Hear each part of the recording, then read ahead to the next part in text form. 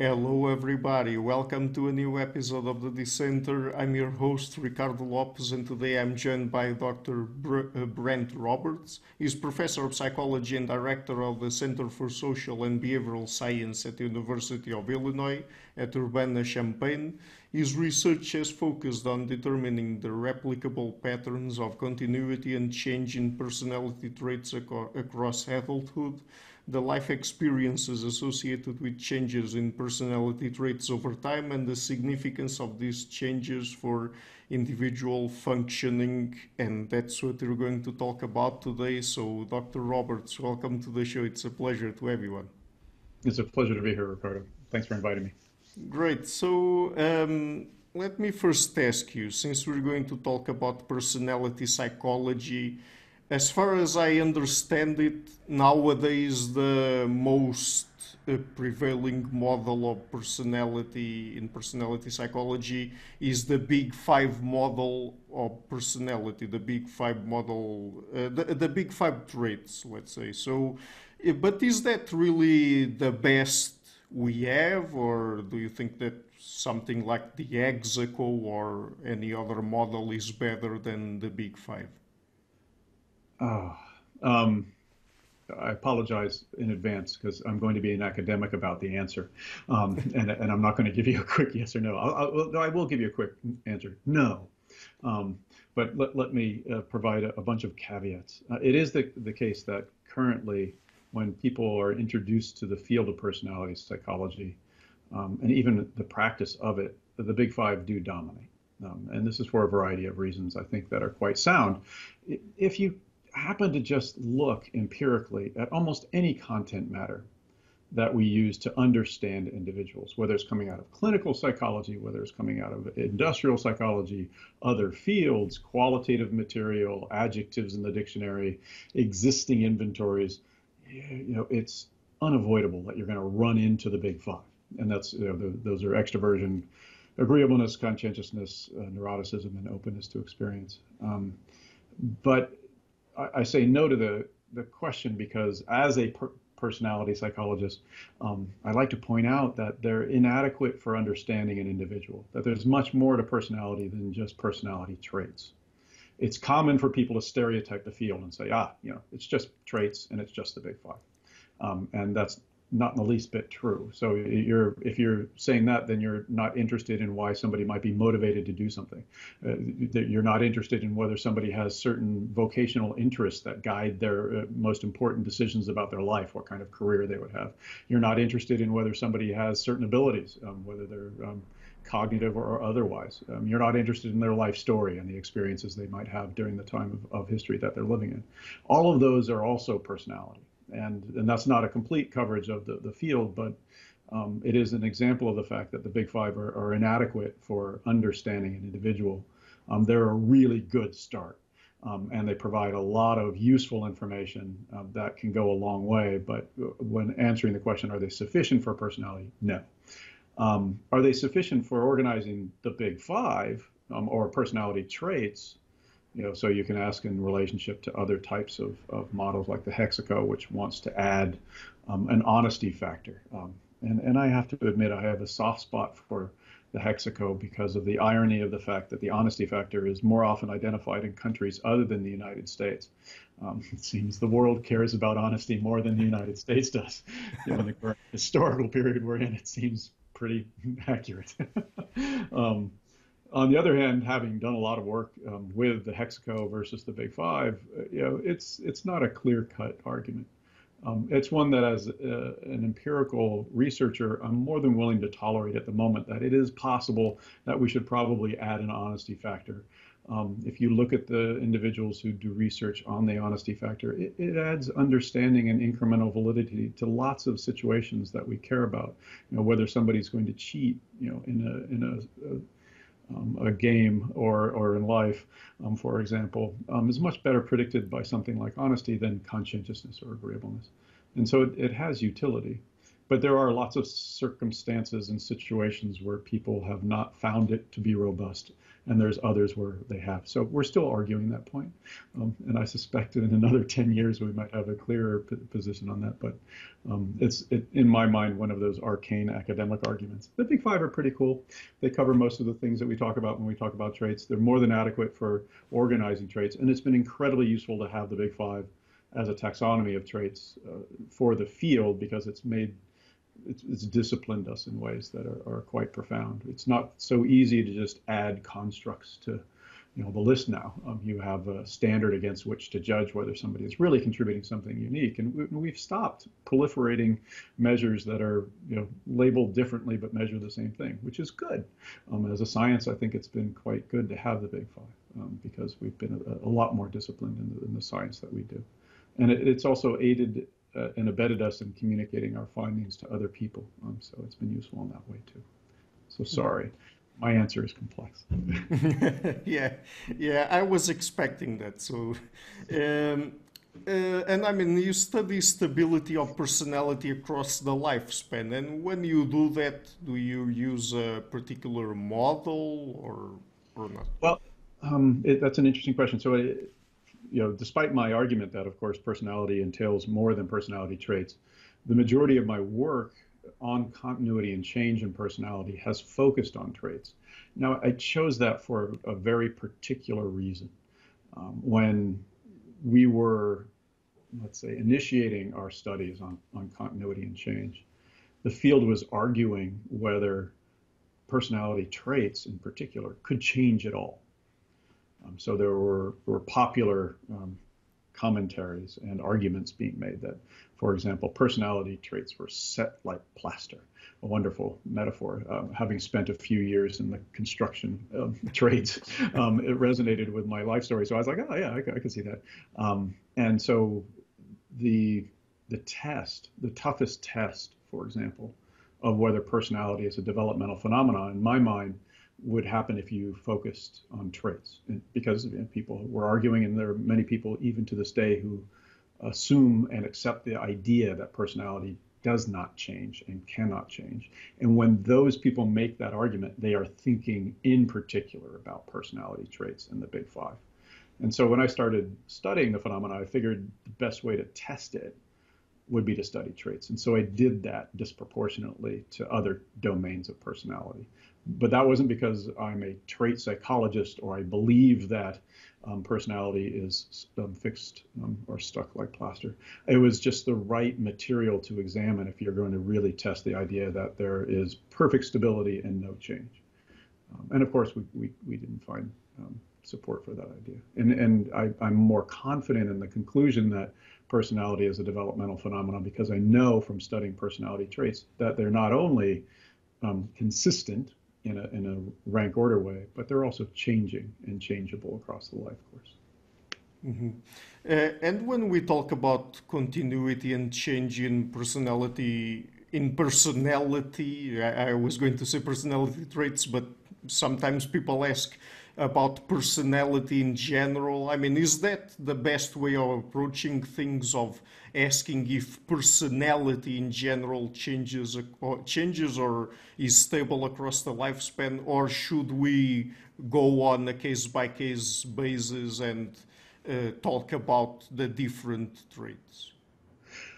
No, I think you should take a snapshot at first, because I think it makes a really important statement about human nature, right? I mean, historically in psychology and other social sciences, as you know, we've argued quite forcefully about things that are causes of human nature. And we've often been polarized in our approaches, with some camps saying that it's all in the situation, the behaviors and their offspring, so to speak. And then you've got the hardcore dispositionists or entity folks who say, that personality is fixed like plaster, or IQ is fixed like plaster, or, that these things don't change, and we shouldn't bother to try. And so if you're really trying to understand human nature, I think it's really important that you take a slightly bigger picture perspective on this and try to understand not only personality traits, but cognitive abilities, interests, goals, motivations, values, life stories, the sentiments that emerge from those, and how continuous those are and how changeable. Because, I mean, fundamentally, the idea of continuity in personality is the basis to the field. If it didn't exist, then I wouldn't exist. There wouldn't be any reason for me to be a personality psychologist. And when you look at continuity patterns across those different domains, you find really robust levels of continuity across every different domain of personality, with cognitive abilities probably being the most consistent, followed interestingly by vocational interests, then personality traits. But even in things like goals and values and the sentiments that emerge from the ways you describe your life, you find really impressive levels of continuity. And so that this idea that people are episodic and remaking themselves and are rudderless ships that are battered by the situationist winds is completely false. If you care about data, and if you look at data across time. And so I think it's important that people understand that, because I think it is one of the major contributions of personality psychology to understanding human nature. It shouldn't be ignored. The assumption that people can be changed willy-nilly or that a short-term intervention might be sufficient for that is starting out with a flawed view of human nature. Now, to then go on and say that people are unchanging would also be incorrect. Because if you look at the patterns of change that occur in each of those domains, you see that things differ across the different domains, and within particular places like the Big Five, you see differences in personality traits. Gregariousness, the wonderful quality that we can only do through Zoom now, but we used to do at the bar and dinner parties. That doesn't seem to change much across the life course. It's pretty stable, on a rank order way, and also in mean levels, just kind of flat. So you don't get more, fun-loving, gregarious, and friendly over the life course. You stay pretty much the same. If you're the life of the party in college, you're probably more likely to be that person when you're 40 or 50. Other domains seem to definitely change more. So if you look at conscientiousness or neuroticism, for example, those appear to increase or decrease quite a lot, and especially in the transition to young adulthood and throughout the early decades of young adulthood. So people get much more conscientious with age, and they get much less neurotic with age. And so those domains tend to change. We know, of course, that cognitive functioning changes mostly for the worse. We get slower, starting, unfortunately, rather early in the life course. The saving grace is that at least our crystallized intelligence, our informational store, tends to peak when we're about 40 or 50. Then it decreases too. So you see a difference there also. The story being less positive, of course, in old age, where the decrease seems to be uniform. So yeah, you see lots of different differences across the different traits. The continuity and change story is one where humans are more rank order consistent than changing, but there are changes that occur in each of these domains. Mm-hmm. And are there any individual differences in terms of the malleability of each personality trait? Because I mean, I guess that the changes you just talked about apply probably generally across people, but Right. could it be that for some people are more malleable than others? Well, I'm going to back up the question and answer a different question Okay. because I love that question, but I'm going to say that we don't have good data yet to understand who that is and what's happened with individuals and their changeability. We know more about individual trait domains and possibly why. So we know, for example, that there are idiosyncratic or novel patterns of change that each individual exhibits across the life course. So that those trends or those patterns that I identified are, as you said, either for the population in general, they're not for the individual. And individuals may carve a completely unique pattern of development. That would make you believe, of course, that there are individual patterns in each of these trait domains of changeability. And I'm going to say that we don't know yet whether certain trait domains are more or less changeable. So going back to the gregariousness example, it doesn't change normatively like in the population, but It might change at an individual level, and it might change for some reason, that you have an experience. I always make up the story. I don't know if it's true, but I was not a gregarious or outgoing individual until I became a waiter in a restaurant, where suddenly I was given the opportunity and the imperative, if I wanted to make good money and tips, that it wasn't good to be an introvert when you're talking to people at a restaurant. So I learned how to talk to people and learn to enjoy it. And for me, that was a turning point, right? So each individual might have these idiosyncratic experiences that would lead to changes in particular personality traits. We know, for example, that if you're blessed with a satisfying career or a very supportive partner, you tend to increase in emotional stability faster than other people, which is a wonderful thing. It doesn't necessarily mean that neuroticism or emotional stability is a more changeable domain. It just means that we know that those experiences happen. And then when we bothered to look at your question, which I still find quite fascinating, are there people who are more changeable? Unfortunately, it hasn't. I don't find the answer satisfying, because when we've looked at that, and it's only been in a handful of studies, you tend to find one answer to that. And when you hear and I explain, it's a dissatisfying answer. So people who are less emotionally stable show greater variability in their personality over time. Of course, it's called emotional stability for a reason, right? Because people who are less emotionally stable have more fluctuations. And so in some respects, it's kind of like, okay, that's the construct, that's the way it should happen. And so we're not seeing changeability in a more classic, let's say, evolutionary way, that there's certain people who are more flexible in acquiring any attribute, right? We haven't yet discovered that, if it's out there. I also don't think we've had the right studies with the large enough samples with the let's say, continuous assessments of personality over time that would be necessary to test the idea. So when we've done it, we found people are more variable or less emotionally stable. That's not very interesting. It's kind of like that's what the construct is. And so, and that's the only answer we have so far.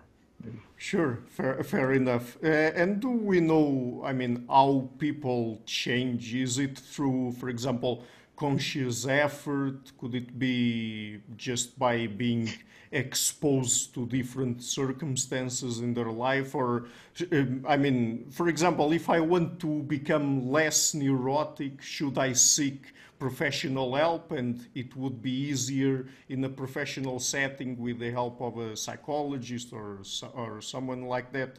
Or can I simply make an effort to try to be less neurotic? Yes and yes.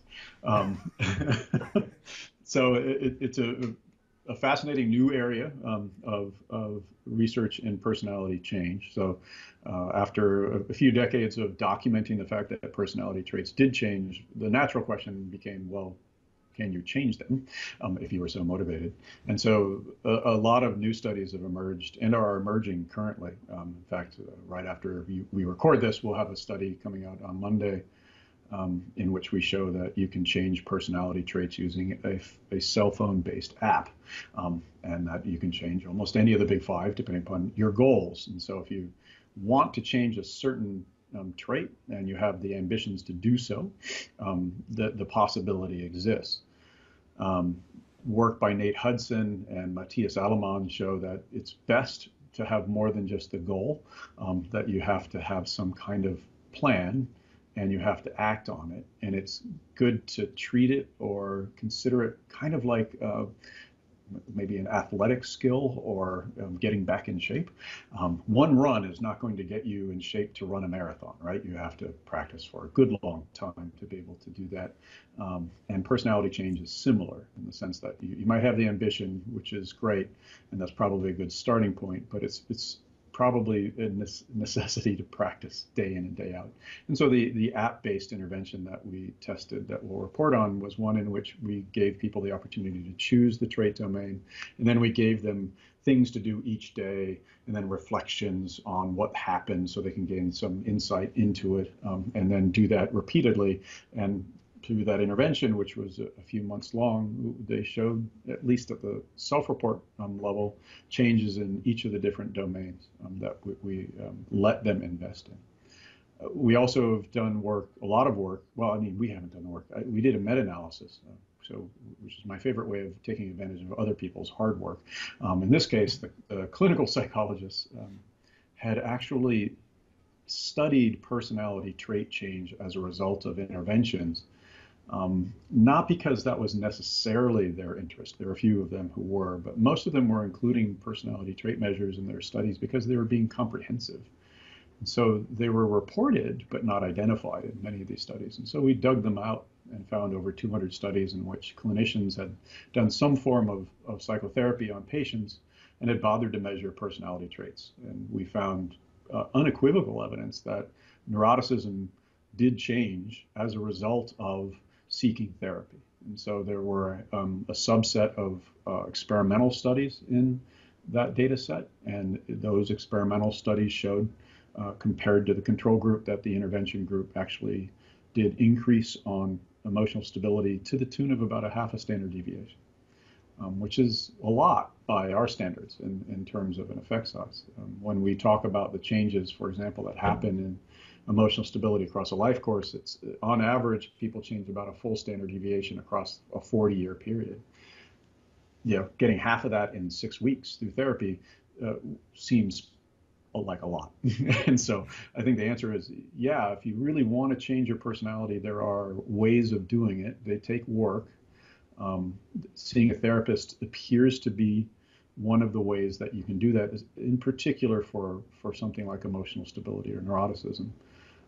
We still don't know a lot about this, right? So we know that it exists. We know that the experimental results show that it might be causal.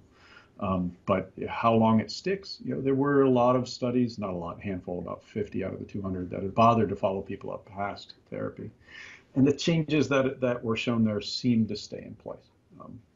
I'm not confident in the data because the selection effects in those studies are profound. Like the people who bother to respond to your email or back then the snail mail were, of course, the people who were satisfied and happy about their therapeutic experience. And so I'm still not completely convinced that the changes that occur are lasting. And that's one of the issues we're trying to follow up on in the research we're doing now. Mm-hmm. So we have our personality traits, but there's also this idea that people fulfill different social roles and they behave somewhat differently in different social contexts. So what is the relationship between personality and the different social roles that we have? Is it the case that, for example, our personality traits change a little bit across different social roles? Well, it is the case that we conceptualize ourselves, and compartmentalize is probably a little too extreme of a term, but we kind of organize our experience by the roles we're in. So what you're like as a friend, is going to be different than how you are with your coworkers. Maybe hopefully not too different, and that's in turn going to be different than your family. We found pretty reliably that the family roles tend to be the least positive. So how you relate to your siblings or your parents tend to have more negativity in them than your friends, for example, which is probably good. I mean, we choose our friends, so you would hope that they would provide a more positive experience. We don't choose our families. We get them given to us. And then given the genetic roll of the dice that happens with personality in families, it is more often the case that you're different than your siblings and your parents than you're the same, which leads to a lot of strife. And so you organize the experience in those roles, and those experiences then, of course, relate to how you see yourself. And those are, of course, things that will affect how you see yourself in the broader sense, which is your personality traits. And it's obviously the case that certain roles afford or allow certain traits to happen. I mean, we do enact conscientiousness in achievement-related roles more often than other places. So that's going to be work, of course, or school for students. And friendship is a place for emotional stability and extroversion and agreeableness, right? You care for your friends, you do things for them and the like. Neuroticism, a little more in the family. Your work role, depending upon what kind of work it is going to afford opportunities for creativity. But that's really maybe your your avocations, right? Your hobbies, the things that you might do with a different set of people that are a subset of your friends that are also bakers or makers or hobbyists that you work with, right? It's not a hobby, but let's say your podcast is a hobby effort. You have a remarkable scope of people that you talk to. That's an opportunity for openness in my mind. And that's a role, right? And that's a wonderful thing, and it's an opportunity. So yeah, the roles help organize the information. I think the question becomes a question of selection and socialization, right? To what extent do we select the roles because of who we are and the way we enact them, and then to what extent do they in part change through the experience? We know from our research that the experiences we have in roles are related to personality trait change. And so it's not just that you're selecting yourself into a role, though those selection effects should not be, they should really not be ignored. We know because of Rick Robbins' work, for example, that people who are more neurotic are less satisfied in their love relationships, across love relationships. And so they're going, there's a continuity in the way they're approaching things. We also know from other research, though, that getting into relationships and having those positive relationships make you less neurotic. And so it's possible that there could be both. You start out less satisfied, but get more satisfied if it's a good relationship. But you might also recreate negative relationships because of the selection effects. So it's obviously both. But it's a really useful, and it's always been for me a really useful way of understanding humans and the way we organize situations. Roles and the idea of roles, which emerges out of social psychology and sociology, are really useful tools for making us or helping us understand who we are. And I think it's true, intrinsically in terms of our psychological functioning too. Mhm. So you've already told us some of the personality changes that occur across the lifespan, but as we grow older, is it the case that the malleability of our personality traits also changes? And could it be that as we grow older, our personality traits become more crystallized or fixed or something like that?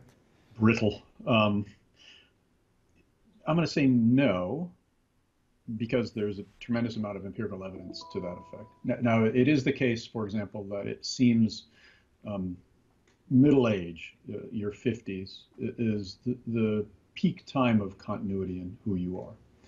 Now, it is also the peak of your life course in terms of your accomplishments and, let's say, your ability to impose your will on the world, as opposed to the other way around. When you're young, you're still trying to make your way through life, and you're subject to the whims of the world more than not. When you're in your 50s and 60s, you've made your bed, so to speak, both in terms of work and love, right? And so there's less change going on there, and you see that in some of the empirical patterns. That said, when you really do follow people, so let's just take personality change, meaning level personality changes. Yeah, it's a little less common in that 50-60 period, but then when you get into old age, you see people changing, mostly for the negative, and mostly it seems as a result of frailty and poor health. But the changes are pretty profound. If you suffer serious insults, medically and in terms of morbidity, the personality traits seem to be kind of a barometer for that. And so you see these decreases in extroversion, conscientiousness, agreeableness, increases in neuroticism, especially as you get closer to senescence and death. So is it that people can't change? No, it's still there. Will they change? Yeah, they probably don't want to. I remember an individual in an interview phoning in and saying, look, I know I can change, but I'm 75. I don't really feel like it. I was going to tell him, you must go see a therapist better. So I suspect the motivation to do so is quite a bit lower at that stage. But you see in the empirical patterns that it still happens, unfortunately in some cases for the negative. So it still seems to be a reality that older people can change. So I don't think there's this brittleness that suddenly occurs that prevents you from changing. I think you have the fortuitousness of middle age and old age that allows you not to. But when you get into old age, you see that it happens. So I think it's still there if somebody wanted to. Mm-hmm. And do these changes in personality traits influence different aspects of our lives? I mean, do they have impact, for example, in our personal lives, in our professional lives, etc.? Yeah, so that's a great question, and one which we haven't answered well until lately, largely because it's a really difficult question to answer, right? You need a really indulgent longitudinal study where you followed a group of people for a very long period of time, right? At the very least, it takes time to accomplish the things in life, like your income, your jobs, your relationships. And so you're talking a study that's going to be 10 to 20 years long to begin with. The first way we looked at this was just the correlations of change with positive things. So, if your conscientiousness levels change, what result is there in your life? Well, we found a lot of positive things that happened, but those were concurrent relationships. So that's not very impressive.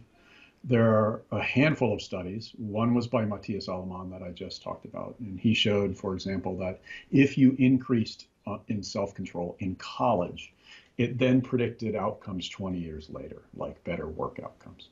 And then there was just a study published by Kevin Hoff as the lead scholar, again, taking advantage of an amazing longitudinal database coming out of Iceland, of all places, where they found that changes in adolescence and personality predicted income and occupational attainments in the person's 30s, above and beyond where they were, which I think this is the best data that we have to date, that the changes that do occur are actually really important because they add information above and beyond whether you were high to begin with or not. And it appears that the changes do result in positive outcomes for people. And that's, I think, an important finding. Mm-hmm. Is personality, or I mean, the personality traits that people exhibit, are they influenced by culture? So, for example, we use in Western cultures the Big Five, the Hexaco, and so on. Could it be that in a different culture, people would have different personality traits? It's a complex question. I like to ask it in a different way. Okay. I like to ask the question: are there any cultures in which you don't find the Big Five or something like that? Yeah. And the answer to that question is no. And so there's no evidence, for example, that Asian populations, which are a very popular group for, let's say, those hostile to the idea of personality traits, will be used as an example that, personality doesn't make sense in cultures which are much more communitarian and communal. And it's like, okay, that's fine. Then let's look and see, do we find evidence of individual differences in the Big Five in Chinese, Japanese, Korean, Indonesian populations? Yeah, you do. So there's no culture where suddenly these things disappear completely. And more importantly, don't predict what you might think they should predict, right? So there are studies emerging from organizations like the OECD and the World Bank, where they're looking at these individual differences in all these different countries. And, for the most part, conscientiousness predicts achievement in all these different countries, and as it should. And so, it might behave differently. It might not be as robust of a predictor in certain cultures. It might not mean exactly the same thing. So this is one of the mysteries and difficulties that we're having at the moment, is there's an obvious effect of culture on personality and how it's manifest and how it's seen and how it's reported. But it isn't so much that it makes it completely immaterial. And the Japanese are my favorite example because if you ask Japanese people to say something nice about themselves, it's almost like they refuse. And so, that if you've been to Japan, I've only been once, and it was an amazing experience. And the culture is an impressive thing. It's palpably different than anything I've ever experienced, and it is so communitarian and so conscious of face and of the other individual in the community. So it is really a profound thing. And one of the hallmarks of the culture is you don't brag. So you don't say really nice things about yourself, and you think of other people. And so when we give people our relatively artificial self-report inventories and we ask them, yeah, how conscientious are you? Japanese culture is almost always the lowest, which makes absolutely no sense. So I wasn't expecting that at all. yeah, but it's it's nothing in particular to conscientiousness. But I think for me, conscientiousness is kind of like the real example because they are so conscientious in so many different ways, right? Thinking about the other person, organizing their world in such a way. It's just a Japanese tea ceremony is just a hallmark of detail orientation and conscientiousness. And then when you ask them, "Are you conscientious?" No. It's like, wait a minute, that makes absolutely no sense. So there's clear evidence that the culture is having a huge impact on the way the Japanese see themselves. Now, within Japan, if you ask about conscientiousness and use it to predict GPA in high school, it predicts just as well as it does in some other culture. But God forbid you use that conscientiousness score to make an inference about those individuals compared to somebody else in another culture. You shouldn't do that because those scores are not comparable. So it has real profound influence over the meaning of those scores. So if you compare scores across cultures, you're really doing something problematic at this stage because of the influence of culture. Does it change the meaning of the entire construct? No, it still seems to mean the same thing within that culture. And that's one of the current empirical mysteries that we're wrestling with at the moment. Some of us kind of hold out hope that if we can come up with some kind of truly objective index of personality, that we can show, for example, that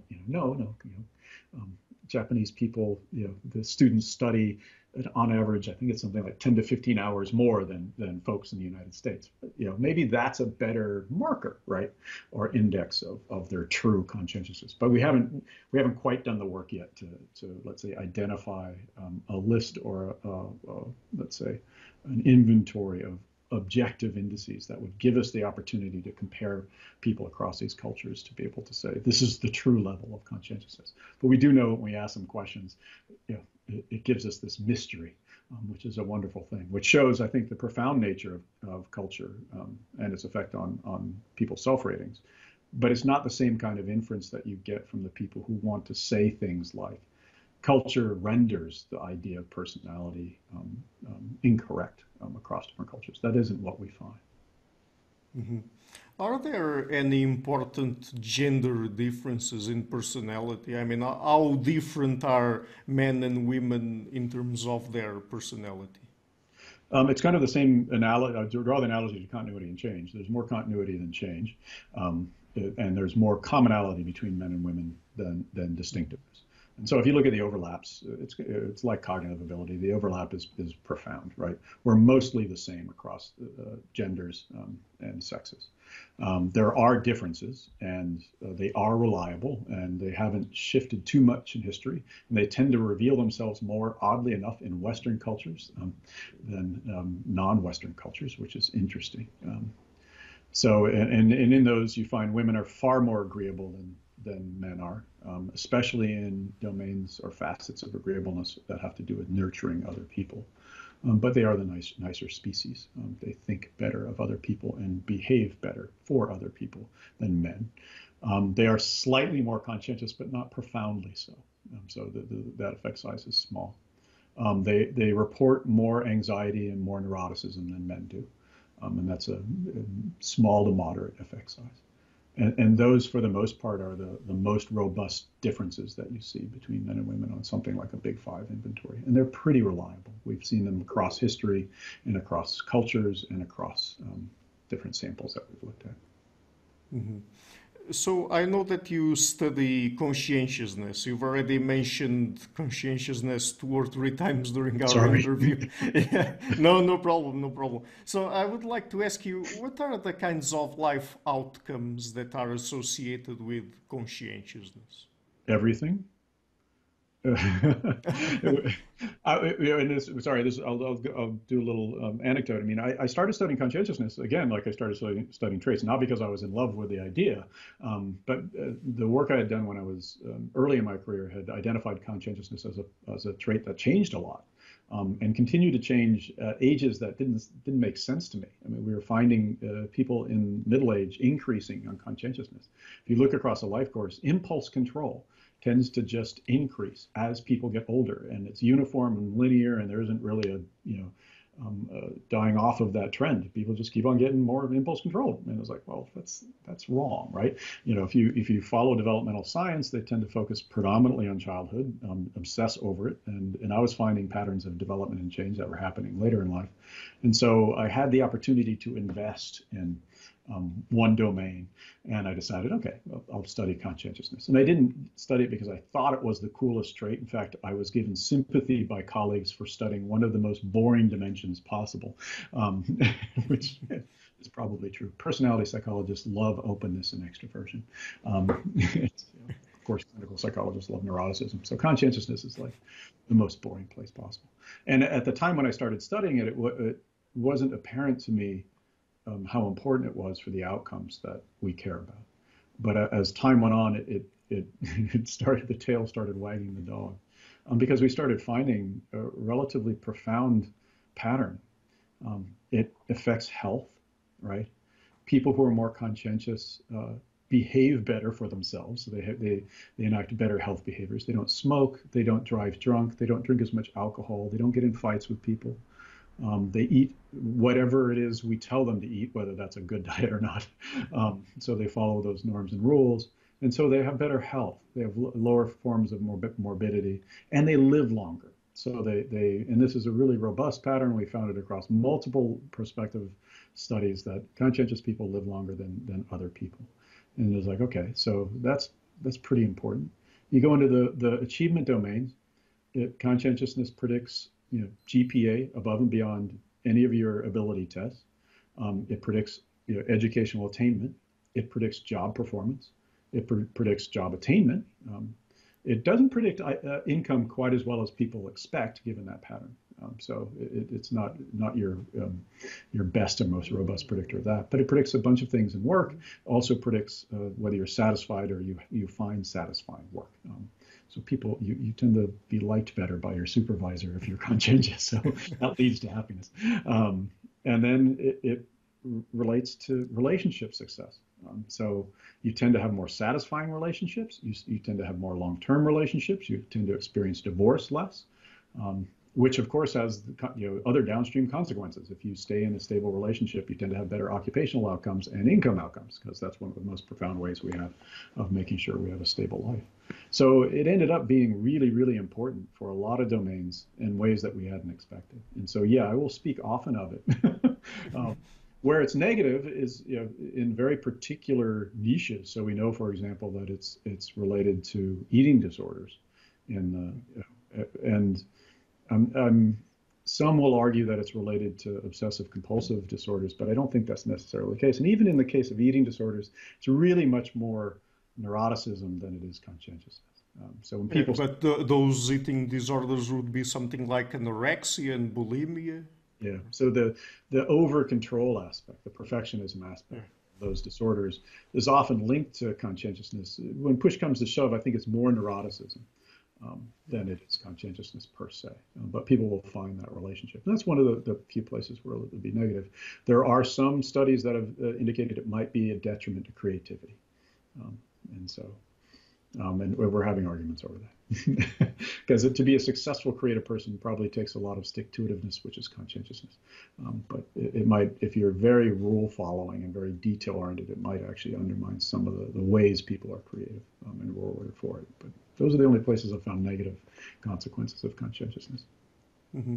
And I mean, if someone is extremely high on conscientiousness, couldn't they become workaholics or have even burnout or something like that? So those kinds of things.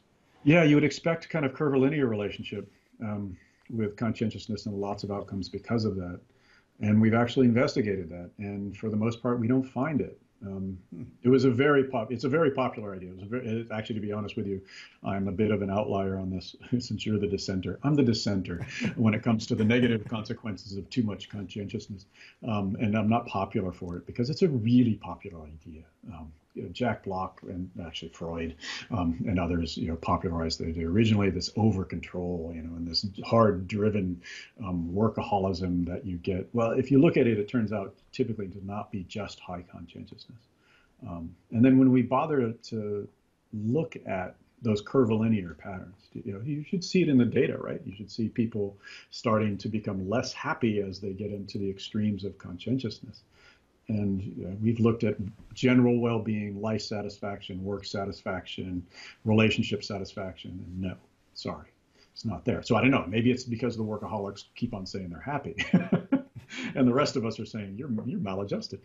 But we haven't seen really robust evidence that it has these negative qualities at the high end. That might be for a lot of reasons. It might be we're not measuring it well. But I really believe that it's because we're making a mistake when we're looking at those people, and we're misattributing that pattern to conscientiousness, where it's probably for other reasons. Either the motivation to do something, or the neuroticism that fuels it, right? So I know my workaholism when I was young was born out of the fear of not getting tenure. That was neuroticism, not conscientiousness. Yeah, it's interesting because when you were mentioning the positive life outcomes associated with conscientiousness, I don't know if there's a connection here, but some of them at least are the same that we find associated with IQ, Yeah. right? Yeah. Yeah, I mean, it behaves very similarly to socioeconomic status and IQ. So if you're thinking about the big three for people's success in life, those would be, be born to the right family, be blessed with a modicum of intelligence, and be conscientious. And I'm going to argue that the pattern, though the same, is independent. So, I mean, probably the best example of that is the study done by Terry Moffat. We published that, I believe, in 2000. When was that? It was 2011, I believe. Sorry, starting to lose my memory. And there we tested within the Dunedin longitudinal study whether self-control, socioeconomic status, or IQ explained, the life course outcomes 3 decades later, and we found that all three did, and they were very similar in their pattern. Right, people who possessed these three qualities tended to have better health outcomes, they had better work outcomes, and they tended not to participate in, activities that would, as Terry would put it, snare you into negative consequences. You wouldn't do criminal activities and get caught and get thrown in jail, which would interrupt education and relationships and jobs and things that are profoundly important for people to succeed. So yeah, it looks a lot like those two things, but in almost every study that we look at, they're independent of one another. So the correlation between conscientiousness and IQ is zero for the most part. There's nothing really there. Correlation between conscientiousness and socioeconomic background is close to zero. So being born to richer parents doesn't mean you're going to be more organized or industrious. In fact, it's pretty much a coin flip when it comes to what you might be. It doesn't mean that you won't benefit disproportionately from being born to a rich family. We find in one study that, and I don't like this finding, that poorer people get better results for their personality than richer people. And the way I interpret that is that richer people can be less skilled and still be successful because their parents make up for their, let's say, misbehavior along the way.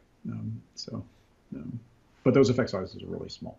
So there's mostly that these three things are independent of one another, and all three contribute to outcomes, and somewhat differentially depending on what the outcome is. The cognitive ability measures do better for things like GPA than conscientiousness, but conscientiousness does better for things like health than cognitive ability. And so it really depends on the outcome you're interested in. Mm-hmm.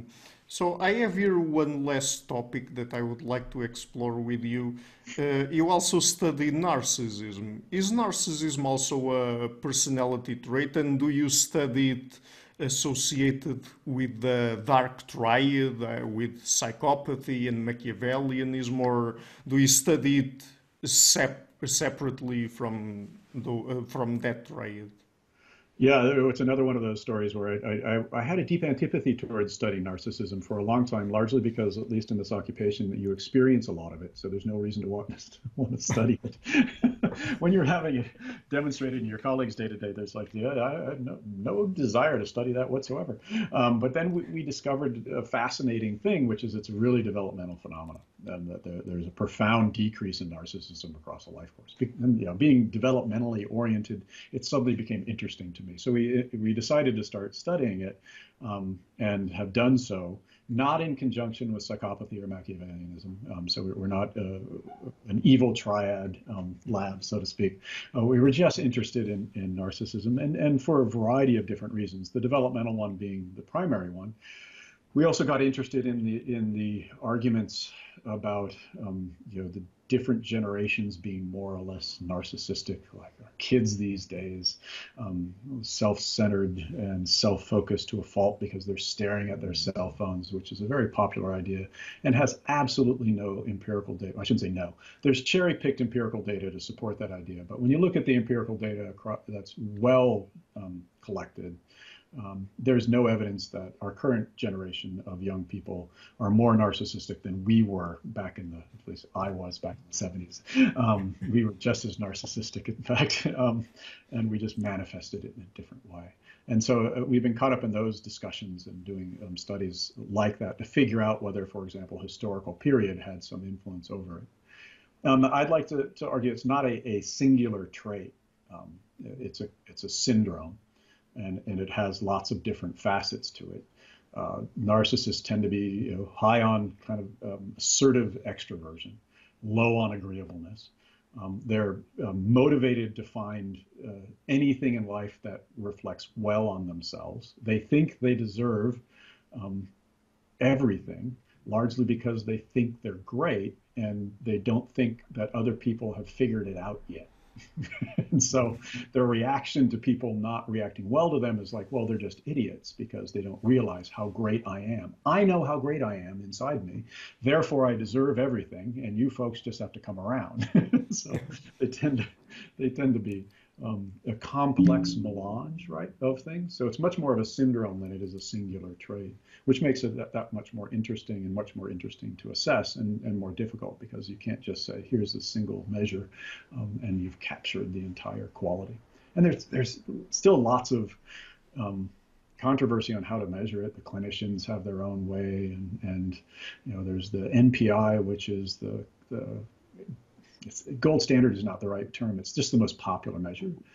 And it's really good in many ways, but at the same time, really dissatisfying. So there's all these efforts to try to understand what it is, how to measure it. And then there's these efforts to understand whether it's qualitatively different than being a psychopath or being a Machiavellian. And of course, you've got the folks who say that the core to those three things is disagreeableness, which I think is correct. But that doesn't explain a narcissist just being disagreeable. It's important. Yeah, it's really important. But it's not the only thing that satisfactorily, let's say, describes why somebody might be described as a narcissist. Mm-hmm. But I mean, and this will probably be my last question. If someone scores high on narcissism, that doesn't necessarily mean that they suffer from some form of pathological narcissism, like narcissistic personality disorder, right? Yeah, this is an interesting. You've probably seen the debates, obviously with Trump, who is, it's absolutely no mystery that he's narcissistic. If you go down the DSM-5 criteria for narcissism, he hits everyone. He's great for the lectures, right? There's no question. But of course, that'll anger half of my students. But nonetheless, we've had lots of conversations about this. And for better or worse, the clinicians will make the argument that to suffer from narcissistic personality disorder, you have to suffer. and narcissism is a fascinating thing, right? Because as opposed to many of the other personality disorders or many of the other clinical dimensions, suffering isn't a core intrinsic part of it, right? People who are disagreeable and assertive and self-motivated and entitled and think they're great aren't necessarily going to suffer much, right? By definition. And so it seems to me kind of a quaint argument. I mean, I do understand the motivation for the psychiatrist. You know, if I'm going to treat somebody or label somebody as you know, having a personality disorder, there has to be disorder there. And Trump's a great example. He doesn't look like he was disordered. You know, he wasn't distressed. but then there's like, you know, narcissists don't get distressed. So there's a trope about narcissists that they're empty inside, they have low self-esteem. That's not true. Most of them think they're great. They think quite highly of themselves. And when they get distressed, it's often this kind of episodic thing. Like, these people around me right now can't figure it out that I'm great. They suck, not me. And that might lead to things like they don't get the promotion, and then they go to see a therapist because they're upset. But if you talk to the therapists who deal with these people, what they say is that largely the experience of giving therapy to a narcissist is them experiencing, not the therapist, but the person experiencing anger, either at the world or at the fact that, you know, when they have some insight that this is the way things work, they still hold on to the idea that they're great. And so I've always found this idea that it has to be a disorder is quaint, because obviously if your supervisor has the qualities that Donald Trump has, your life is disordered, right? Because you have to deal with them. And I think for that's narcissism. The reason why it's a disorder isn't because of what the person themselves is experiencing, but what they do to the world. And so they're causing disorder in the rest of us because they're increasing our anxiety and our depression, because they're not giving us credit, and they're taking credit, and they're running roughshod over us, and they're treating us poorly because of course, their low agreeableness. So I think narcissism is fascinating from that perspective. And I think this idea that it has to have this disordered quality is, yeah, fine if you want to have that argument, but you're also completely misunderstanding the experience and the phenomena and the importance of it, which is really for the other people around the narcissist, not the narcissist themselves. Right. Okay, so let's end on that note. Just before we go, would you like to mention some places on the internet where people can find your work? Oh, gosh. Twitter? No, I mean, no, I shouldn't say that, because Twitter isn't really where our work is. No, I mean, just our websites are fine. If you Google me, it gets the academic websites, and we are updating those websites currently, and we'll hopefully have some better information up there. But I'm an academic through and through, so most of my work and most of my thoughts emerge in the writings that we do. And those are probably the best places to find what we really think. Yeah, I will leave some links to your work in the description box of the interview. And Dr. Roberts, it's been a pleasure to talk to you. Thank you for taking the time. My pleasure. Thanks for the conversation. It's great to talk to you. Hello everybody, thank you for watching this interview until the end. My channel is now more than 3 years old, and to keep it sustainable, I would like to ask you to please visit my Patreon page and to consider making a pledge there. If you prefer PayPal, you can also find links to it in the description box of this interview. Otherwise, and if you like what I'm doing, please share it, leave a like and hit the subscription button. This show is brought to you by Enlights, learning and development done differently. Check their website at enlights.com. I would also like to give a huge thank you to my main patrons and supporters: Karen Litzke, Anne Blanchett, Pereira Larson, Lau Guerrero, Francis Ford, Hans Frederick Sunda, Ricardo Vladimir, Craig Healy, Adam Castle, Olaf Alex, Jonathan V, Selenian Kata, Jacob Klinkby, Matthew Whittingford, Arno Wolf, Tim Hollis, Enrique Alenius, John Connors, Paulina Barron, Philip Force Connolly, Jerry Mueller, Herbert Gintis, Rutger Voss, Bo Weingard, Rebecca Newberger Goldstein, Dan Demetrio, Robert Windegar, Rui Inácio, Arthur Coe, Zoop, Marco Neves, Colin Holbrook, Susan Pinker, Thomas Trumbull, Bernardo Seixas, Pablo Santurbano, Simon Colombo, Jorge Pinha, Phil Kavanagh, Corey Clark, Mark Blythe, Roberto Inguanzo, Michael Stormir, Eric Neumann, Samuel Andreev, Tiago Nunes, Bernard Yugni, Alexander Dunbauer, Omari Hickson, Fergal Cusson, Evan Bodrenko, Hal Herzog, Nuno Machado, Don Ross, João Alves da Silva, Jonathan Librant, Oslam Bullitt, Nathan Nguyen, Stanton T, Samuel Correa, Eric Hines, Mark Smith, J.W., João Eira, Tom Hummel, David Sloan Wilson, Yacila Deza Araújo, Eden Solon, Romain Roach, Dmitry Grigoriev, Diego Londoño Correa, Tom Roth, Yannick Punter, Adana Usmani, Charlotte Bliss, Miran B., Nicole Barbaro, Adam Hunt, my producers, Isar Webb, Jim Frank, Lucas Stafiniak, Ian Gilligan, Sérgio Quadriano, Luís Caetano, Tom Vanagdam, Curtis Dixon, João Linhares, Benedict Mueller, Vega Guidi, Sardas France, and Nirban Balachandran. And finally, my executive producers, Michel Rugieski, Rosie, James Pratt, and Matthew Lavender. Thank you for all.